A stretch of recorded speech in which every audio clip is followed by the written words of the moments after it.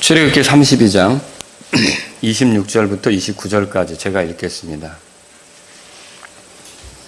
이에 모세가 진영의 문에 서서 이르되 누가 주의 편에 속하느냐 그는 내게로 나아오라 하니 레위의 모든 아들들이 함께 모여 그에게로 오매 그가 그들에게 이르되 주 이스라엘의 하나님께서 이같이 말씀하시느니라 각 사람이 허리에 칼을 차고 온 진영을 문에서 문으로 두루 들락날락하며 각 사람이 자기 형제를 각 사람이 자기 동료를 각 사람이 자기 이웃을 죽이라 하니 레위 자손이 모세의 말대로 행하매 그날 백성 중에서 3,000명가량이 죽으니라. 모세가 이르되 각 사람은 자기 아들과 자기 형제를 쳐서 오늘 너희 자신을 주께 거룩히 구분하라. 그리하면 그분께서 이날 너희에게 복을 주시리라 하였더라. 아멘. 자, 여기 26절에 누가 주의 편에 속하느냐 찾으셨습니까? 제가 지난번에 한번 주의 편 이런 제목으로 말씀을 드렸는데 오늘 한 번 더 주의 편 이런 제목으로 여러분에게 말씀을 드리도록 하겠습니다. 자, 오늘 제가 말씀을 전하면서 여러분에게 여쭙고 싶은 것이 있습니다. 여러분이 좌파인지 우파인지 아니면 여러분이 진보인지 보수인지 이걸 물으려고 하는 게 아니고 여러분이 주의 편인지 주의 반대편에 섰는지를 여쭙고 싶습니다. 여러분은 주의 편이십니까? 이게 상당히 중요합니다. 왜 그러냐면 주의 편이 아니면 그 사람의 영혼은 비참하게 되는 거예요. 그리고 주의 편이면 그 사람의 영혼은 현재가 좀 어떻든지 간에 하여튼 영혼 안에서는 하나님과 함께하면서 그 사람은 복을 누리는 사람이 되는 거라는 거죠. 이게 주의 편이냐 주의 편이 아니냐 이런 것이 굉장히 중요합니다. 우리 중에는 주의 편인 분이 있고요.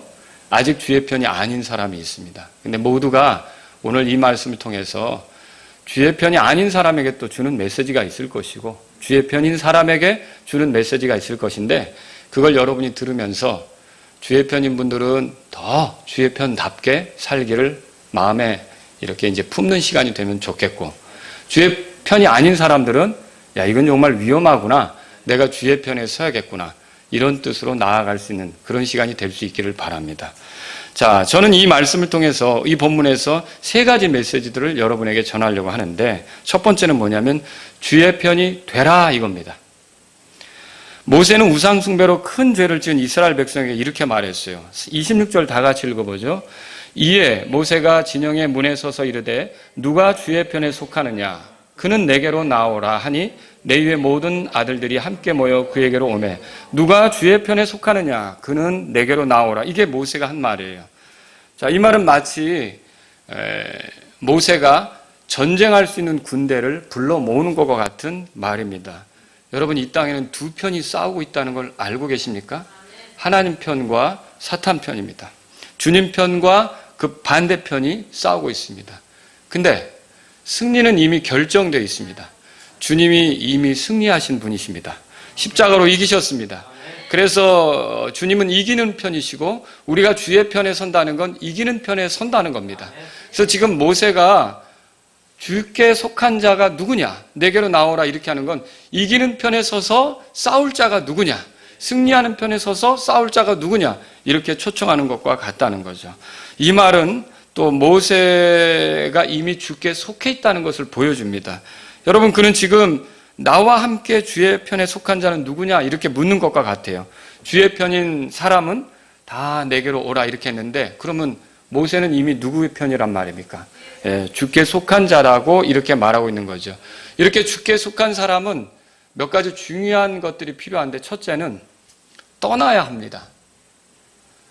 어디서 떠나야 합니까? 주의 반대편에서 떠나야 주의 편이 되는 거예요. 그러니까 이스라엘 백성들 가운데에서 지금 우상 숭배를 했는데 이 사람들이 주의 편이 된다고 한다면 어떤 일이 필요합니까? 우상 숭배하는 사람들 틈에서 더는 그 일을 못하겠다고 하고 나와야 되는 거죠. 그래야 주의 편이 될 수 있단 말이죠. 두 번째로요, 분명히 구별돼야 합니다. 이건 뭘 말합니까?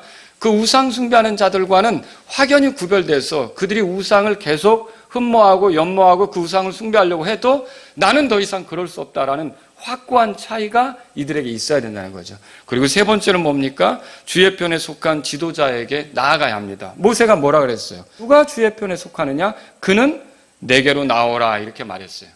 그 세 번째는 뭐냐면 주의 편이라면 주님께서 세우신 지도자에게 나아가야 되는 거예요. 그러면 여러분 이 당시에는 모세가 지도자예요. 오늘날엔 누가 지도자입니까? 여러분 오늘날의 지도자는 예수님이시죠. 여러분 예수님이 우리의 그 대장이 되십니다. 우리가 주의 편에 속하려면 예수님께로 나아가야 되는 겁니다. 예수님은 본래 하나님이시지만 사람이 되셔서 완전히 하나님 편이신 것을 입증하셨어요. 그분의 삶으로 하나님 편이신 걸 입증했고, 그분의 죽음으로 하나님 편인 걸 입증했고, 그분의 부활로 하나님 편인 걸 입증했고요.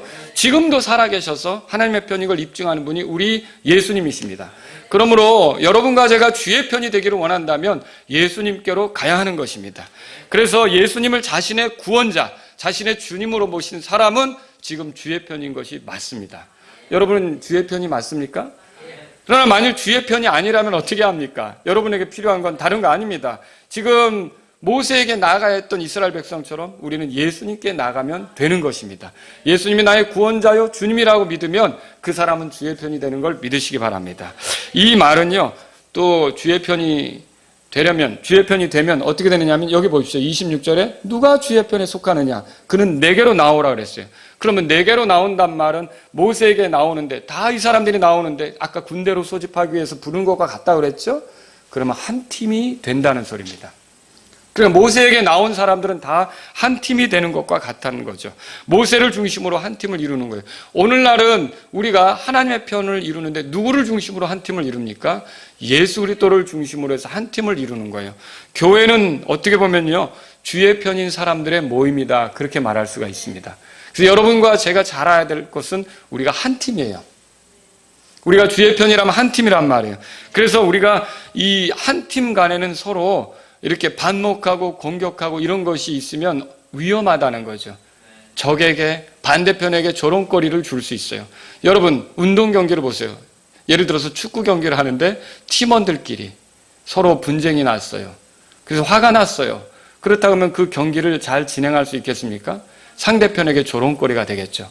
자, 우리가 한 팀이라는 생각으로 우리는 어떻게 하는 것입니까? 이제 서로에 대해서 위하여 기도해주고 부족한 것이 보면 메꿔주려고 하고 이런 식으로 한 팀이라는 생각을 가지고 살아야 되는 겁니다. 왜냐하면 우리는 전쟁하는 자이기 때문에. 누구와 전쟁하고 있습니까? 마귀와 전쟁하고 있는 거죠. 악한 자들과 전쟁하고 있는 거예요. 모세는 이스라엘 향해서 이렇게 말했어요. 누가 주의 편에 속하느냐? 그는 내게 나오라. 내게로 나오라. 이 말씀은 매우 중요합니다. 왜 이렇게 중요합니까? 이 요청에 어떻게 반응하냐에 따라서 영원히 결정되기 때문에 그래요. 자, 고린도후서 6장을 펴보겠습니다. 고린도후서 6장.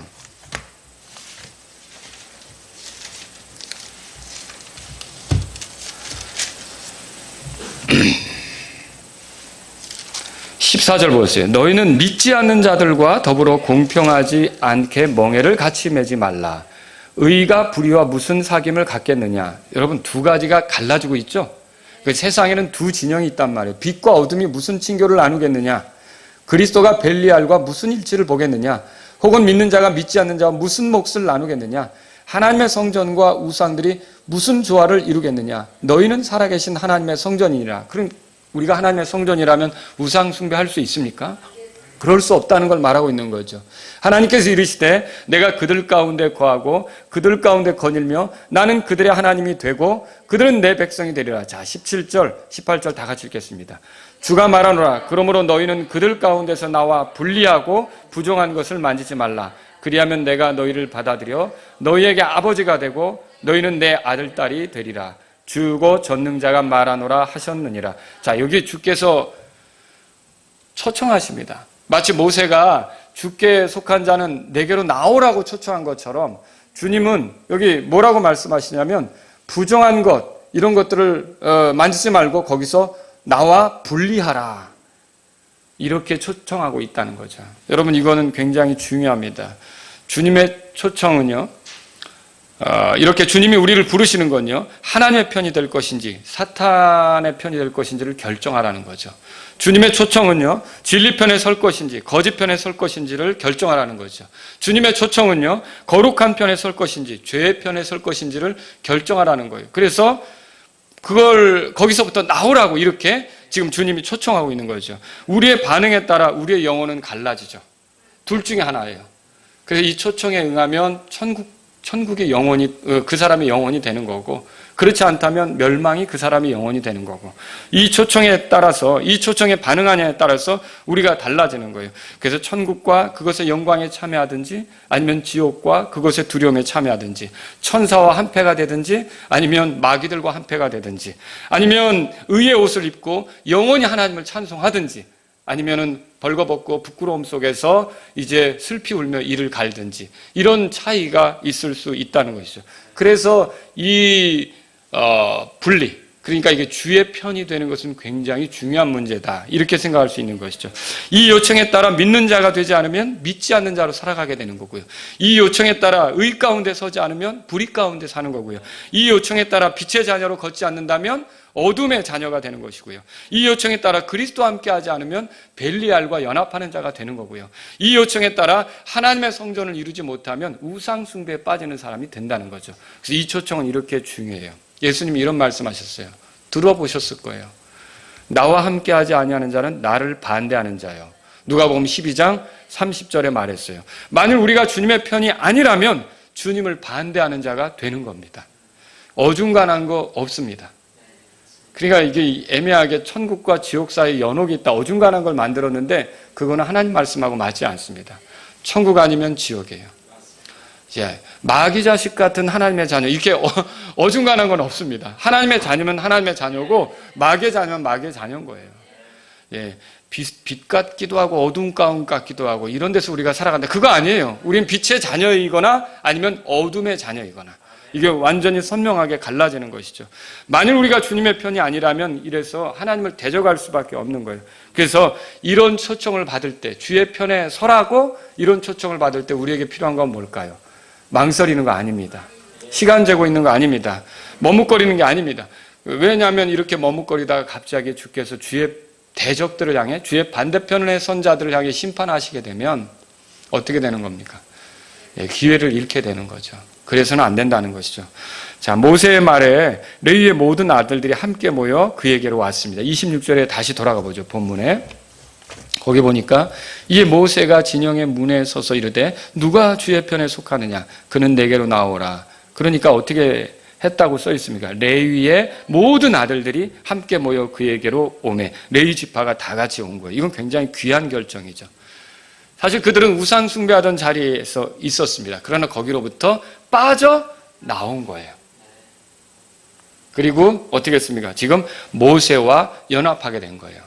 자, 이들이 주의 편에 속했을 때 운명이 바뀌었어요. 여러분 이거 아세요? 이후로 하나님께서 제사장 가문을 세우는데 레위 가문에서 세웠고요. 또 그 제사장들을 도와서 제사의 일들을 이렇게 돕는데 레위 지파를 세우셨어요. 그리고 레위 지파는 따로 상속을 주지 않고 주께서 그들의 상속이 되신다고 하셨어요. 그리고 레위 지파가 하나님의 율법을 보존하는 역할을 했던 거예요. 그리고 이 레위 지파가 하나님 말씀을 이스라엘 백성들에게 가르치는 역할을 했던 거죠. 여러분, 이런 굉장히 특별함, 이런 존귀에 처해지게 된 것이 그들이 스스로를 구별하여서 주의 편에 속하려고 나왔을 때 이런 일들이 된 걸 보면 여러분과 제가 알아야 될 게, 우리가 이렇게 주의 편에 서면 주님께서 또 우리를 통해 놀라운 일들을 하실 거라는 기대를 할 수 있다는 거죠. 그래서 여러분이 주의 편에 서고자 해야 돼요. 그들은 우상 숭배 가운데 더 이상 있지 않았어요.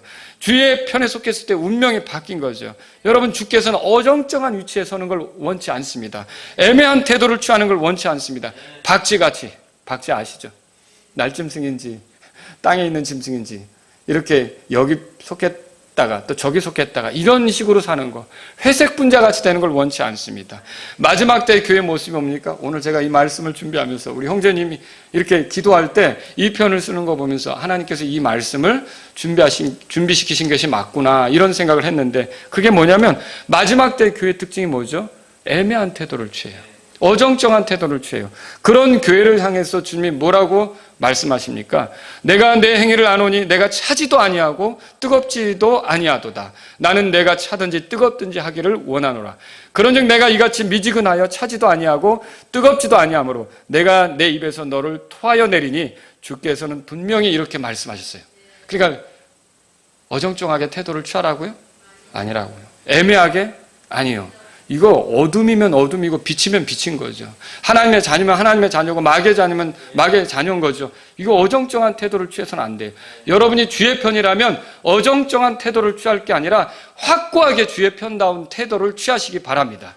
그게 우리에게 필요한 거죠. 다윗은 이렇게 고백했어요. 내가 주께 부르짖을 때에 내 원수들이 물러가리니 하나님께서 내 편이심으로 이것을 내가 아나이다. 시편 56편 9절에 써 있고요. 어떤 시편 기록자는 또 이렇게 고백했어요. 주께서 내 편이시니 내가 두려워하지 아니하리라. 사람이 내게 무엇을 할 수 있으리요. 주께서 내 편이 되사 나를 돕는 자들과 함께 계시니 그러므로 내 소원이 나를 미워하는 자들 위해서 이루어지는 것을 내가 보리로다. 시편 118편 6절 7절에 써 있어요. 이렇게 성경 기록자들은 주께서 내 편이시라고 말했어요. 근데 여러분 중요한 게 있습니다. 내가 주의 편이 되지 않으면 주님이 내 편이라고 말할 수가 없는 거예요. 그러니까 주의 편이 되지 않아 놓고도 주께서 내 편이다 이렇게 말하는 건요. 정말 김치국물 마시는 거죠. 여러분 주님이 내 편이시다 이렇게 말하려면 우리가 먼저 이 우리의 있던 환경에서 나와서 주께 속한 자로서 이렇게 주님의 편이 돼야 하는 것이 여러분 필요하다는 걸 믿으시기 바랍니다. 두 번째로 드리고 싶은 말씀이 있어요. 여러분 주님의 편으로 무장하라는 겁니다. 주의 편인 자들에게 요구되는 건 뭘까요? 주님에 대한 순종입니다. 지금 이 소집이 전쟁하기 위해서 소집된 것과 같다 그랬죠. 여러분 군대와 같다는 말이에요. 그럼 군대는 명령에 의해서 살고 명령에 의해서 죽는단 말이에요. 그러니까 저와 여러분들이 주의 편이라면 주님의 명령을 존중하는 것이 필요하단 말입니다. 자, 스파르타의 전사는 전투 중에 반드시 적을 죽여야 합니다. 전투 중에 반드시 적을 죽여야 한단 말이죠. 근데 만일 칼을 들어 적을 치려고 하는 순간 퇴각 신호가 왔어요. 퇴각 나팔 소리가 불렸단 말이죠. 뭐 어떤 신호가 있어서 나팔을 불었는데 그게 후퇴 명령이에요. 그러면 그 사람은 어떻게 하느냐? 그 자리에서 멈춰서 돌아가야 되는 거예요. 근데 누군가 그 사람더러 왜 안 죽였냐? 이렇게 묻는다면 그 사람이 뭐라고 대답할까요? 나에게는 적을 죽이는 것보다 장군의 명령에 복종하는 것이 더 중요하기 때문입니다. 이렇게 말할 수 있다는 것이죠. 여러분 이걸 이제 스파르타에 있었던 그 스파르타의 군인들의 얘기를 제가 잠깐 소개한 건데 이게 그리스도인에게 있어서도 중요한 게 뭐냐면 순종입니다. 그래서 순종이 희생 헌물보다 낫고 귀를 기울이는 것이 순양의 기름보다 나으니 이렇게 말했어요. 그래서 이게 주의 편이 되었다면 주님께 순종하는 것은 기본이라는 거예요. 또 그게 기본일 뿐만 아니라 정말로 중요한 것이기도 하다는 것이죠. 우리가 주의 편인 것은 그저 편하게 지내기 위한 것이 아닙니다. 아무것도 하지 않고 가만히 있기 위한 것이 아닙니다. 주님을 위해 움직이기 위해서 주의 편이 된 거예요. 주님을 위해 살아가기 위해서 주의 편이 된 거예요. 주님의 명령에 순종해서 어떤 일을 하기 위해서 주의 편이 된 거란 말이죠. 그러므로 우리는 순종하는 것이 필요해요. 전쟁하는 건 쉽지 않지만 주님께 순종하면서 전쟁하는 저와 여러분들이 돼야 된다는 것이죠. 자, 주의 편인 자들에게 요구되는 것은 또 뭡니까? 칼을 차는 거예요. 여기 성경에 보세요. 27절 다 같이 읽겠습니다. 그가 그들에게 이르되 주 이스라엘의 하나님께서 이같이 말씀하시느니라. 각 사람이 허리에 칼을 차고 온 진영을 문에서 문으로 두루 들락날락하며 각 사람이 자기 형제를 각 사람이 자기 동료를 각 사람이 자기 이웃을 죽이라 하니. 자, 주의 편인 사람들에게 요구되는 게 칼을 차는 거였어요. 그러면 오늘날 우리가 차야 될 칼은 뭡니까? 예, 그렇죠. 이걸 또 일제시대 일본이 통치할 때 순사들이 차고 다니는 그런 칼로 생각하시면 안 됩니다. 여기서 말하는 칼은 말씀입니다. 왜 그러냐? 에베소 6장 17절에 이렇게 써 있어요. 구원의 투구, 성령의 검, 곧 하나님의 말씀을 취하라 그랬어요. 그러니까 하나님의 말씀이 검이다. 하나님 말씀이 칼이다. 그렇게 표현하고 있는 거죠. 그래서 칼을 차라는 말은 하나님 말씀으로 무장하라는 소리예요. 하나님 말씀에 따라 움직이려고 하라 그 말이에요. 하나님 말씀을 사모하고 그 말씀의 원리대로 나갈 준비를 하라 그 뜻이에요. 여러분 칼을 갈아야 되는 거 아닙니까? 무뎌지지 않게 해야 되는 거 아닙니까? 그럼 우리가 하나님 말씀에 익숙해지는 사람이 돼야 되는 거죠. 이렇게 해서 주의 편에 선 사람은 하나님 말씀에 익숙한 사람이 되고요. 하나님 말씀으로 준비된 사람이 돼야 하는 것입니다. 여러분 그 베레아 사람들 들어보셨죠? 사도행전 17장에 보면 베레아 사람들은 성경을 날마다 살핀다고 그랬어요. 그러니까 바울이 설교했어도 이것이 그러한가 하여 살폈다고 그랬어요. 여러분 우리가 신뢰할 것은 사람이 아닙니다. 어떤 목사도 아닙니다. 어떤 부흥 강사도 아닙니다. 예를 들어 저도 만약에 하나님 말씀과 맞지 않는 걸 말한다면 여러분은 신뢰할 필요가 없는 것입니다. 그러나 하나님 말씀을 말한다면 그 하나님 말씀을 붙잡고 나아가야 하는 거예요. 목회자의 임무가 뭐죠? 주의 말씀을 신뢰하도록 돕는 거 아닙니까? 그래서 저와 여러분들이요, 주의 말씀을 신뢰하는 사람들이 돼야 되는 거죠. 그게 칼을 차는 거예요. 그래서 이 주의 말씀을 신뢰할 때 여러분이 곧 주님의 명령을 따라 뭔가 할 수 있는 사람들이 되는 거예요. 준비된 사람들이 되는 거란 말이죠. 그래서 여러분이 칼을 차야 되는 거예요. 주의 편에 선 사람들은 하나님 말씀으로 무장해야 된다는 것을 기억하시기 바랍니다. 세 번째로 드리고 싶은 말씀이 있어요. 세 번째는 뭐냐면 주의 반대편을 치라는 거예요. 치라는 게 뭐예요? 칼로 죽이는 거죠. 그 얘기를 지금 성경에서 하고 있어요. 모세는 주의 편에 속한 사람들이 이렇게 말했어요. 27절에 보세요. 거기. 그가 그들에게 이르되 주 이스라엘의 하나님께서 이같이 말씀하시느니라. 각 사람이 허리에 칼을 차고 온 진영을 문에서 문으로 들락날락하며 각 사람이 자기 형제를, 각 사람이 자기 동료를, 각 사람이 자기 이웃을 죽이라 하니. 그래서 몇 명이 죽었어요? 28절 다 같이 읽죠. 레위 자손이 모세의 말대로 행하매 그날 백성 중에서 3,000명가량이 죽으니라 그랬어요. 여러분, 이 말씀은 뭘 말하고 있습니까? 자, 지금 모세가 죽이라고 한 그 대상은요, 우상 숭배에 빠져서 돌이킬 줄 모르는 사람들이거든요. 그러니까 이스라엘 백성으로 하여금 죄에 빠지게 만든, 그리고 그것을 버리지 않는 그런 사람들이에요. 그럼 오늘날 우리가 이걸 어떻게 적용할 수 있습니까? 이것은 다른 게 아니에요. 지금 정말 칼 가지고 여러분이 뭐 그런 짓을 하라는 게 아닙니다. 이건 뭐냐면 주의 말씀대로 나가서 철저히 분리하라는 거예요. 그들과 결별하라는 거예요. 그들과 함께하지 말라는 거죠. 여러분, 죽인다는 말이 무슨 뜻이에요? 그 사람이 죽으면 나에게 영향력을 미치지 못해요. 그죠? 그런 것처럼 우리가 누군가를, 지금 이 말씀을 우리에게 적용한다면 누군가가 우리에게 영향을 미치도록 관계를 정리하라는 소리예요. 그 사람이 나에게 어떤 영향을 미치지 못하도록 그렇게 하라는 거죠. 그런데 그 일을 하는 게 쉽지 않습니다. 왜 그렇습니까? 얼마 전까지만 해도 함께 먹었던 사람들인데요. 먹고 마셨잖아요. 얼마 전까지만 해도 함께 웃고 즐겼던 사람들인데요. 그런 사람들을 친다는 게 쉬운 일이겠습니까? 어려운 일이죠. 그런데 그럼에도 불구하고 그들을 쳐야 했던 것이 주의 편에 속한 자들이 할 일이란 말이죠. 그렇다면 이것은 오늘날 우리로 하여금 주의 반대편에 서도록 만드는 자들이 있다면 여러분, 우리는 그 관계를 청산해야 된다는 거죠. 여러분, 고린도전서 15장 33절에 이렇게 말하고 있습니다. 속지 말라. 악한 사귐은 선한 습성을 부패시키느니라. 읽어보셨을 것입니다. 이 말은 우리가 주의 편에 서서 사는 것을 방해할 수 있는 관계를 청산하라는 말이에요. 내가 그 친구를 만나면 술을 마시게 되더라. 그럼 청산하라는 거죠. 내가 그 친구와 함께 있으면 담배를 피게 되더라. 그럼 청산하라는 거죠. 내가 그 친구와 함께 있으면 나쁜 짓을 하게 되더라. 그럼 그걸 청산하라는 거죠. 그 관계를. 그래서 그 관계를 청산해서 주의 편으로서 어떻게 해요? 주님을 기쁘시게 하는 사람답게 살아가려고 하란 말이에요. 하나님의 말씀대로 의와 불의가 함께할 수 없고 그리스도와 벨리알이 조화를 이룰 수 없다는 거, 그 말씀대로 그냥 밀고 가라는 거예요. 그래서 그 조화를 이룰 수 없다는 것을 알고 삶에서 그대로 그 칼을 휘두르듯이 실천하라는 거예요. 내가 이 사람하고는 같이 갈 수 없다라고 하라는 거죠. 왜냐하면 이 사람하고 사귈수록 자꾸만 내가 죄에 물들어지고 또 어리석은 선택을 하게 되고 육신적으로 된다. 그러면 여러분, 그 사람하고 이렇게 가까이 할 필요가 없다는 것이죠. 그러니까 우리가 누군가를 가까이 하는 이유는요, 믿지 않는 사람인데 우리가 같이 직장 생활에서 동료가 될 수도 있고 취미 생활로 같이 할 수도 있고 그렇단 말입니다. 그러나 궁극적으로 가까이 하는 이유는요, 여러분과 제가 알아야 될 것은 그 사람을 주님께로 인도할 목적으로 가까이 하는 거 아닙니까? 근데 내가 그 사람을 만날수록 자꾸 그 사람에게 끌려가는 거예요. 그리고 나도 모르게 그리스도인다운 어떤 것을 잃어버리는 거예요.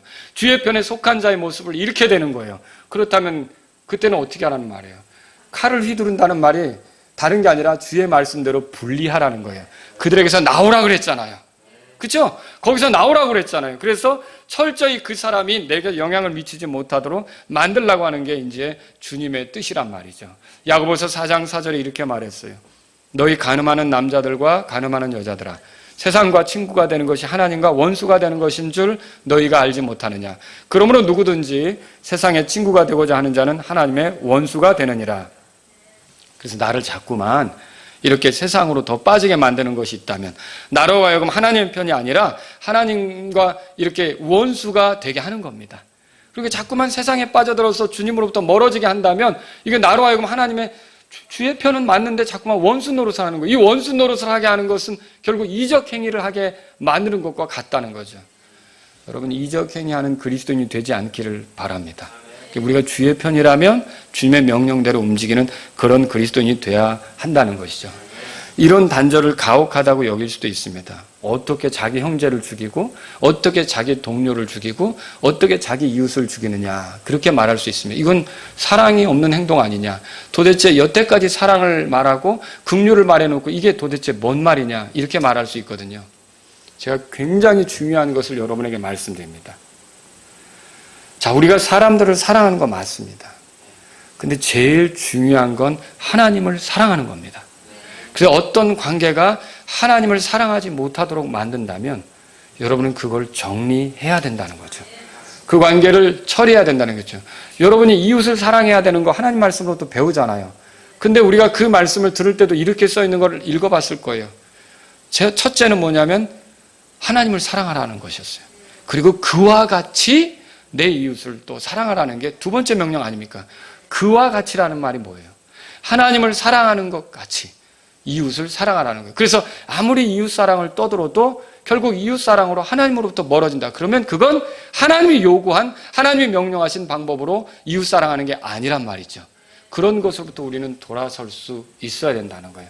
지금 성경은 그걸 말하고 있는 거예요. 그래서 하나님을 잘 알지 못하는 사람과 깊이 교제하면서 하나님과 가깝기를 원한다. 물 없는 샘에서 뭘 마시겠다고 다가가는 것과 똑같은 거라는 거죠. 자기들이 좋아하는 여자를 따라 바알브올에게 연합했던 이스라엘 사람들을 여러분 읽어보셨을 거예요. 민수기 25장에 가보면 모압 사람들의 그 행음에 빠져서 그 여자들의 꼬임에 넘어가서 그 바알브올을 섬기는 자리에 남자들이 갔잖아요. 그리고 어느 날 그 통치자가 고스비라고 하는 여자를 데리고 와서 자기 장막에서 계속 누웠잖아요. 근데 그 여자와 가까이 지낼수록 하나님부터 멀어지는 건데도 그렇게 했잖아요. 그런데 여러분, 비느하스라고 들어보셨죠? 이 비느하스가 어떻게 하죠? 들어가서 한창에 그 남자와 여자를 같이 찍잖아요.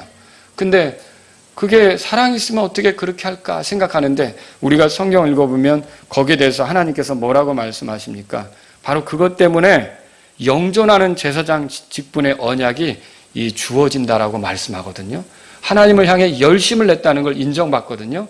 여러분, 이걸 생각한다면 우리는 하나님으로부터 멀어지게 하는 방식으로 사랑을 얘기하고 그래서는 안 된다는 거죠. 여러분, 돈이 나쁜 건 아닙니다. 돈이 필요한 것도 사실이고요. 우리가 돈을 벌기 위해 일하는 것도 맞습니다. 돈이 있어야 또 가족도 돌아보고 돈으로서 우리가 여러 가지 또 일들을 행할 수 있는 게 맞습니다. 선교사 후원도 결국은 기도와 물질을 보내는 것을 하지 않습니까? 그런데 돈을 사랑하는 것이 모든 악의 뿌리라고 그랬잖아요. 그럼 뭐예요? 여러분, 우리가 돈 사랑에 빠져서 하나님 사랑부터 멀어진다. 그 하나님 기뻐하시지 않는다는 거죠. 결국은 이런 것들로부터 분리되라고 주께서 말씀하시는 겁니다. 그래서 스스로 확실하게 구분할 때 주께서 복을 주십니다. 29절에 보세요. 그러니까 보세요. 레위 사람들이 이렇게 구분을 했을 때, 스스로를 구별했을 때 이제 레위 지파로서의 역할을 하게 됐고, 아까 같이 비느하스도 정말 확고하게 우리는 이런 식으로 사는 사람들이 아니라는 걸 명확하게 보여줬을 때 제사장의 그 언약이 그에게 주어지게 된 거죠. 자, 우리 29절 다 같이 읽겠습니다. 모세가 이르되 각 사람은 자기 아들과 자기 형제를 쳐서 오늘 너희 자신을 주께 거룩히 구분하라. 그리하면 그분께서 이날 너희에게 복을 주시리라 하였더라. 여러분, 이렇게 할 때 복을 받는다라고 성경이 말하고 있는 거죠. 우리는 세상에 누군가를 가까이 할 때 반드시 주님께로 인도할 뜻으로 가까이 하는 것이지, 그냥 그와 세상적인 그런 어떤 죄악된 것에 내가 익숙해지려고 그렇게 하는 건 아니라는 걸 깨달으셔야 돼요. 여러분, 엘리야 시대에 그 이스라엘 백성이 바알을 섬겼잖아요. 그때 엘리야가 그 바알을 섬기는 제사장들을 모아놓고 또 얘기한 것도 있잖아요. 또 백성들을 모아놓고 얘기한 것도 있고, 그렇죠? 이렇게 같이 하나님 앞에서 이렇게 또 그들은 바알 앞에서 이렇게 대결하듯이 희생을 드린 그 사건 여러분 읽어보셨잖아요. 그때 엘리야가 했던 중요한 말이 있죠. 이거예요. 그러니까 여러분, 이스라엘 백성이 그 당시에 하나님을 섬기지 않았습니까? 그거 아닙니다. 하나님을 섬겼어요. 근데 문제는 뭐냐면 하나님도 섬기고 겸하여 섬기는 거예요. 그리고 바알도 섬기는 거예요. 이게 문제란 말이에요. 이게 문제란 말이에요. 그래서 엘리야가 이렇게 얘기를 하죠. 열왕기상 18장 21절에 너희가 어느 때까지 두 의견 사이에서 머뭇거리려 하느냐. 만일 주께서 하나님이면 그분을 따르려니와 만일 바알이 하나님이면 그를 따를지니라. 이렇게 엘리야가 말했던 거죠. 그러니까 우리가 주께 속한 자라면요, 이게 주께 속한 것을 분명히 해야지, 이게 주께 속한 것이라고 하면서 반대로 주의 반대편에 서는 모습을 드러낸다? 이건 하나님이 기뻐하시지 않는다는 것이죠. 여러분, 주께서는 우리가 어중간한 태도를 취하는 걸 원치 않으십니다. 주에 속한 자로 분명하기를 원하십니다. 우리가 주의 편이라면 칼을 차고 반대편의 섰던 자들을 이렇게 쳤던 이런 레위 사람들처럼 해야 된다는 걸 믿으시기 바랍니다. 십자가는 어중간한 걸 원치 않습니다. 사람의 운명을 가르는 십자가는 명확합니다. 구원 아니면 멸망입니다. 그 십자가에 못 박히신 예수님을 받아들이면 구원받는 거고 거절하면 멸망하는 겁니다. 그리고 십자가는 아주 명확합니다. 그래서 하나님의 자녀, 마귀의 자녀로 가르는 거죠. 그리고 하나님과 함께 걷는 삶, 아니면 하나님 반대편에 사는 삶, 이런 걸로 갈라놓는 게 십자가라는 거예요. 여러분, 십자가에 못 박혔던 두 강도 아시죠? 그들이 주님과 함께 못 박혔는데요, 그 마지막 순간에 그들 중에 하나는 어떻게 했어요? 주께 속한 자가 되었어요. 그랬을 때 주님이 그에게 뭐라고 그러셨어요? 너는 오늘 나와 함께 낙원에 있을 거라고 그랬어요. 그에게 영혼을 상속하게 해주셨던 거죠. 여러분, 이걸 생각해 본다면요, 주의 편에 속하느냐 그렇지 않느냐는 확연히 구분되는 거예요. 여러분, 십자가에서 끝까지 저주한 사람에게 너도 낙원에 이른다 그러진 않았어요. 명확하게 갈라지는 거라는 거죠. 그래서 이 십자가가 이거냐를 가르는 거예요. 예수님은 세상을 두 종류로 나누는 거예요. 그래서 예수님을 믿는다면서 어중간한 태도를 취하는 건요, 예수님에게 조롱하는 거예요. 내가 예수님의 피를 믿는다면서 어중간한 태도를 취하는 건요, 예수님을요, 이 욕먹이는 태도를 취하는 거예요. 그러면서 나는 예수님을 따르는 사람입니다. 이렇게 말하는 건요, 예수님을 정말 비난받게 하는 그런 태도라는 거죠. 그러니까 왜 사람들이 이 세상에서 예수님 믿을 맘 없어 이렇게 말합니까? 나 교회 다닐 맘 없어 이렇게 말합니까? 어떤 사람들이 주께 속했다고 하면서 어중간한 태도를 취하기 때문에 그렇게 조롱받고 비난받는 일이 생긴다는 거죠. 이런 일이 생기지 않으려면 우리는 어떻게 합니까? 주의 편에 속한 자들로서 확실하게 우리가 주님 편에 속하는 걸 반대하는 그 모든 것들을 쳐버려야 되는 거예요. 물리쳐야 되는 거예요. 그런 것들이 내게 엄습하지 못하도록 거리를 두고 그런 것들이 내게 영향을 미치지 못하도록 해야 된다는 것을 깨달으시기 바랍니다.